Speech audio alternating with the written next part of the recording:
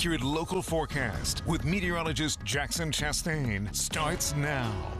And as we take a live look from Middletown, sitting solidly at 36 degrees, we are officially at that time of the year where you're seeing consistency all the way around in terms of cold weather, both in the morning and in the afternoon. Now, thankfully, winds calm as you step outside, so wind chill not a factor, and you can take that into consideration as you bundle up for the day. But yes, winds are completely calm in many places, maybe 5 miles per hour at the most. It does get breezy later in the week, and I'll talk about that in a second. But as for your afternoon high for today, 49 degrees in the afternoon.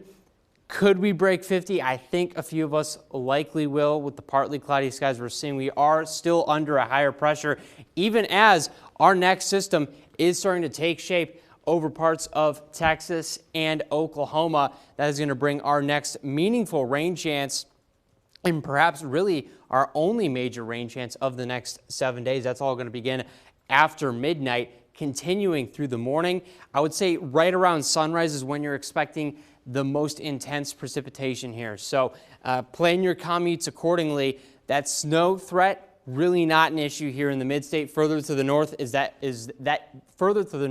where we are actually seeing that snowfall occurring. And then you get into the rest of the afternoon and evening. We start to taper off around 1 or 2 in the afternoon. A clear evening on tap where skies are generally clearing, and Friday itself will be a rain-free and dry one. Now, in terms of accumulation, what we're expecting, about ½ an inch solidly in most places. Not the worst, not the best. Again, this was never going to be a washout, but we take every drop we can get, especially with how drought conditions have been persistent across the region. But beyond that, there's a lot of discomfort to be had as a result of this system, which does drop highs all the way into the mid-40s on Friday, into the 30s solidly for the weekend. You see some improvement heading into this Monday, but notice how much below average we are. The average 49 degrees. We're sitting in the upper 30s. So this is our first big cold stretch of the fall. We're going to have many more as we head into the winter, but this is going to be compounded by the fact that you have steady winds 10 to 15 miles per hour for your Thursday. You're going to see the same thing for your Friday as well, and that consistency carries on into the weekend and beyond for this coming week. So we're going to have a long stretch where you've got these winds that are very, very strong, very, very breezy.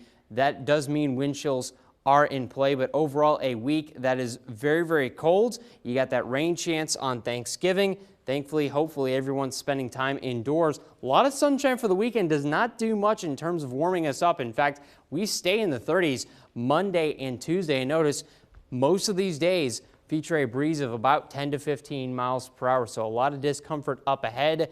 We'll see if anything changes in the following weeks. But the first day of December is on Sunday. So we're just, that by the way, meteorological winter is on December 1st. So fun fact there. Oh, okay. Yeah. So we're getting there. I feel like it. Christmas is going to arrive before we know it this year. Oh, yeah.